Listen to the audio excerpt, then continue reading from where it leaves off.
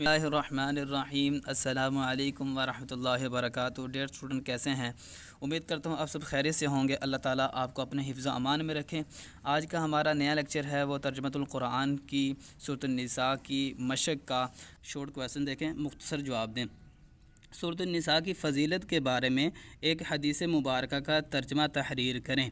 ठीक है, तो ये सूरत निसा के फ़जीलत के बारे में एक हदीस ज़हन नशीन फरमा लें कि एक मरतबा हुज़ूर अलैहिस्सलाम ने अब्दुल्ला बिन मसऊद को, जो इस उम्मत के बहुत बड़े कारी थे, जिनको कारी अल कुरान कहा जाता था, बहुत बड़े, उनको हुज़ूर अलैहिस्सलाम ने फरमाया कि ए अब्दुल्ला बिन मसऊद कि मुझे तिलावत सुनाओ, मुझे कुरान सुनाओ।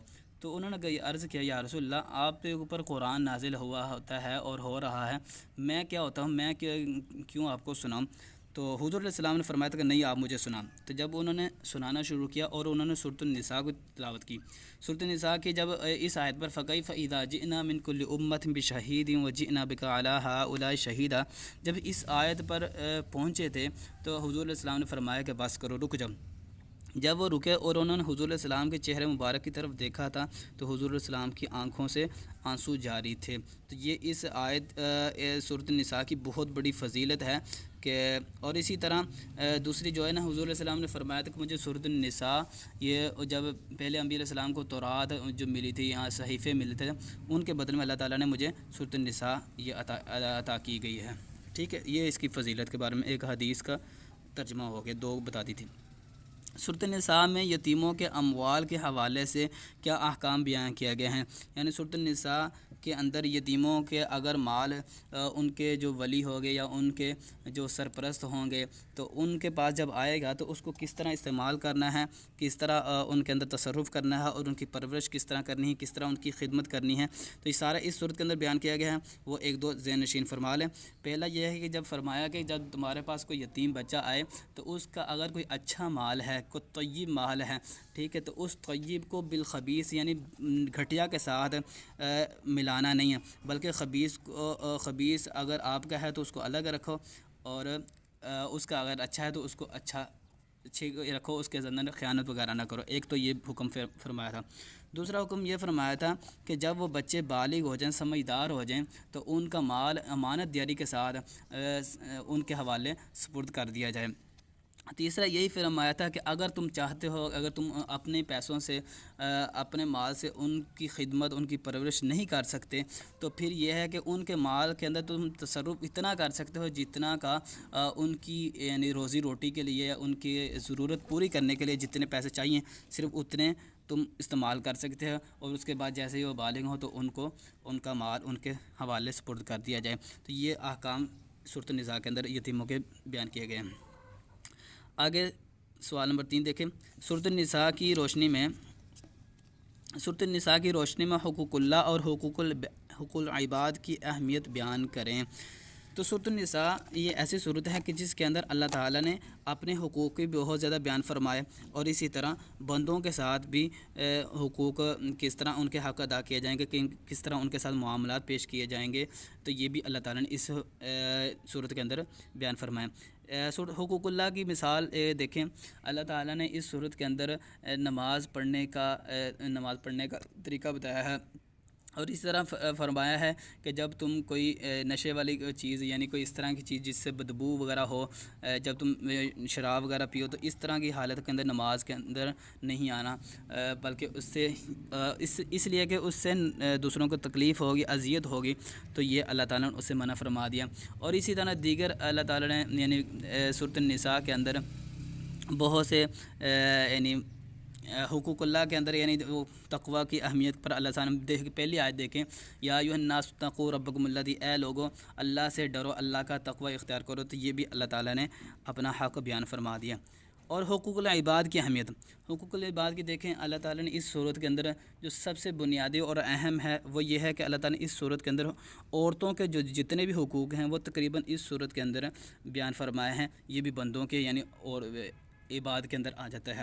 और इसी तरह फिर यतीमों के साथ, मिस्कीनों के साथ, फ़ुक़रा के साथ किस तरह उनके साथ मामला किया जाएगा, वालिदैन के साथ किस तरह हुस्न सलूक के पेश आया जाएगा, वो तकरीबन सारी इस सूरत के अंदर बयान किए गए हैं। ये आप उधर लिख सकते हैं।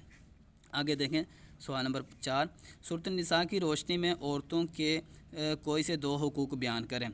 تو پہلا حقوق دیکھیں، اللہ تعالیٰ نے فرمایا کہ فَإِن طِبْنَ لَكُمْ عَنْ شَيْءٍ مِّنْهُ نَفْسًا فَكُلُوهُ هَنِيئًا مَرِيئًا، کہ اگر تمہیں کوئی عورت اچھی لگتی ہے، بلی لگتی ہے، تم چاہتے ہو کہ اس سے نکاح کریں، شادی کریں، تو پھر تم سب سے پہلے اس کا حق ادا کرو، یعنی اس کا حق مہر جو ہے وہ اس کو اس کے سپرد اس کے حوالے کر دو۔ تو یہ ان کا ایک حق بیان کر دیں۔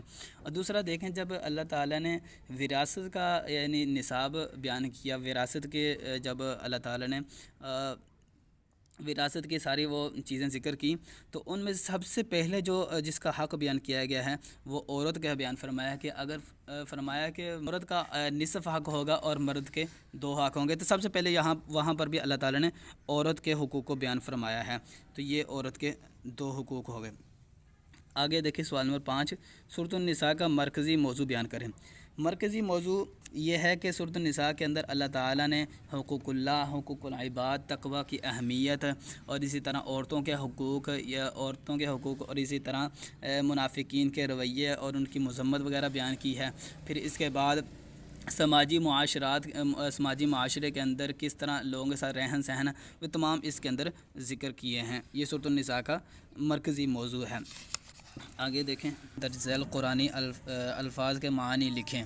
حوبن کا مطلب ہے گناہ، لا تاکلوا تم مت کھاؤ، ٹھیک ہے، تم نہ کھاؤ جو بھی، ذریتاً اولاد، ٹھیک ہے، بینکم آپس میں، سعیراً بھڑکتی ہوئی شعلے والی آگ۔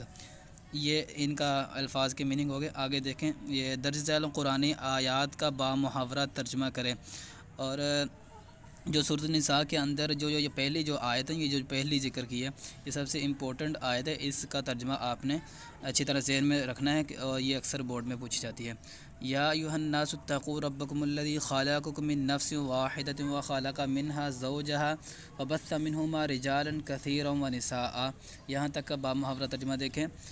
اے لوگو، ڈرو اپنے رب سے، یا تمہارے رب سے، اس کا اپنے رب ٹھیک ہے۔ یا اے لوگو، ڈرو اپنے رب سے، وہ رب کہ جس نے تمہیں پیدا کیا ایک جان سے، نفس ایک جان سے، اور پیدا کیا اس سے ایک جان سے، پھر پیدا کیا زوجہا اس کا جوڑا، یعنی سب سے پہلے اللہ تعالیٰ نے ایک نفس کو یعنی ایک جان کو پیدا کیا، آدم علیہ السلام کو، پھر اس ایک جان سے اس کا جوڑا یعنی اماں حوا علیہ السلام کو پیدا کیا، اور بث منہما، اور پھر پھیلائے ان دونوں سے، یعنی آدم علیہ السلام، اماں حوا علیہ السلام سے، پھر اللہ تعالیٰ نے بہت سے جوڑے، رجالاً کثیرا و نساء، مردوں کے اور عورتوں کے بہت زیادہ۔ اللہ تعالیٰ نے پھر اس ایک نفس سے اس کا جوڑا پیدا کیا، پھر اس کے بعد بہت سے مرد اور عورت کے اللہ تعالیٰ نے جوڑے پھیلا دیے۔ واتقوا اللہ الذی تساءلون بہ والارحام، اور ڈریے اللہ سے کہ جس کا تم واسطہ دے کر سوال کرتے ہو اپنے حقوق طلب کرنے کے لیے، والارحام، اور والارحام کے ساتھ واتقوا اللہ، اور اللہ سے ڈریے رشتہ داروں کے معاملے کے اندر بھی، رشتہ داروں کے حق ادا کرنے کے اندر بھی اللہ سے ڈریے۔ ان اللہ کان علیکم رقیبا، کہ بے شک اللہ تمہارے اوپر نگہبان ہے، ٹھیک ہے، تمہارے اوپر محافظ ہے۔ اس آیت کا ترجمہ ہو گیا۔ اگلی دیکھیں، ان الذین یأکلون اموال الیتامی ظلما انما یأکلون فی بطونہم نارا وسیصلون سعیرا۔ بے شک وہ لوگ جو کھاتے ہیں، جو کھاتے ہیں اموال الیتامی، یتیموں کا مال، ظلم کے طریقے سے، ناانصافی کے طریقے سے، زیادتی کے طریقے سے، انما، سوائے اس کے یا بے شک، سوائے اس کے کہ یاکلون کا ترجمہ پیچھے کیا ہم نے کھاتے، لیکن یہاں کھاتے نہیں لگانا، یاکلون وہ برتے ہیں، فی بطونہم اپنے پیٹوں میں، نارن آگ کو، ٹھیک ہے، وسیصلون سعیرا، اور ان قریب وہ بھڑکتی ہوئی شعلے والی آگ کے اندر داخل کر دیے جائیں گے۔ اگلی آیت کا ترجمہ دیکھیں، یا ایھا الذین آمنوا لا تأکلوا اموالکم بینکم بالباطل الا ان تکون تجارۃ عن تراض منکم ولا تقتلوا انفسکم ان اللہ کان بکم رحیما۔ یا ایھا الذین آمنوا، اے ایمان والو، لا تأکلوا تم مت کھاؤ، اموالکم اپنے مال، بینکم بالباطل باطل طریقے سے۔ تو اس کا اے ایمان والو، تم آپس کے مال، ایک دوسرے کے مال باطل کے طریقے سے نہ کھاؤ، مگر اس کا کھانے کا طریقہ دوسرا بتا دیا کہ کس طرح کھانے ہیں، مگر یہ کہ تجارت ہو ان تراض منکم، تمہاری آپس میں رضامندی سے، خوشنودی سے کوئی تجارت ہو تو اس کا مال تم آپس میں کھا سکتے ہو۔ ولا تقتلوا انفسکم، اور اپنے نفس کو، اپنے آپ کو قتل بھی نہ کیجیے۔ ان اللہ ولا تقتلوا انفسکم کی مطلب یہ ہے کہ تم اپنے آپ کو قتل نہ کرو، کہ جب کوئی بندہ کسی کو قتل کرتا ہے تو جب قصاصاً اس کو قتل کیا جائے تو گویا اس نے اپنے آپ کو قتل کیا، یہ اس کا مطلب ہے۔ تو اپنے آپ کو قتل نہ کرو کا مطلب یہ کہ کسی کو ہی نہ قتل کرو۔ ان اللہ کان بکم رحیمہ، کہ بے شک اللہ تعالیٰ تمہارے اوپر رحم کرنے والا ہے، بہت زیادہ رحم کرنے والا ہے۔ اگلا سوال دیکھیں جو آخری سوال ہے، تفصیلی جواب دیں۔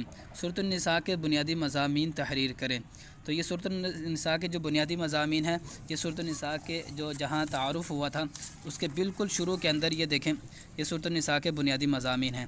یہ تو تقریباً 1 2 3 4 5 یہ 5 پیرے ہیں۔ تو آپ نے ایسے کرنا ہے، اس کو یاد کرنے کا جو بہترین طریقہ ہے نا، جو بہترین سلوشن ہے وہ یہ ہے کہ آپ اس کو تقریباً 3 بار پڑھیں، 3-4 مرتبہ جب پڑھیں گے، اچھی طرح پڑھنا، 3-4 مرتبہ پڑھنا، پھر اس کو اپنے الفاظ کے اندر کنورٹ کر دیں۔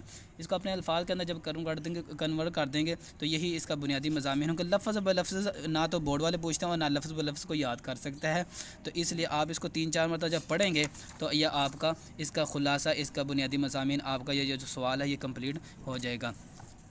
اور یہ دیکھیں آگے سرگرمیاں برائے طلباء اور سرگرمیاں برائے اساتذہ کرام، اس کے اندر بھی یہ دیکھیں آخری جو ہے نا سورۃ النساء کی آیات 1 تا 2 9 تا 10 29 تا 32 اور 58 تا 59 کا ترجمہ کاپی پر لکھیں اور یاد کریں۔ اس کے اندر بھی یہی تو یہ بتایا کہ یہ بہت اہم آیات ہے، انہی کا امتحان لیا جائے گا۔ ان آیات کا آپ نے ترجمہ اچھی طرح یاد کرنا ہے۔ امید کرتا ہوں آپ کو یہ آج کا لیکچر اچھی طرح سمجھ آیا ہوگا، اور اگر ان آیات کا ترجمہ کسی جگہ نہیں سمجھ آیا تو آپ کمنٹ سیکشن میں ضرور پوچھ سکتے ہیں۔ نیکسٹ لیکچر تک کے لیے اجازت دیجیے۔ اللہ حافظ۔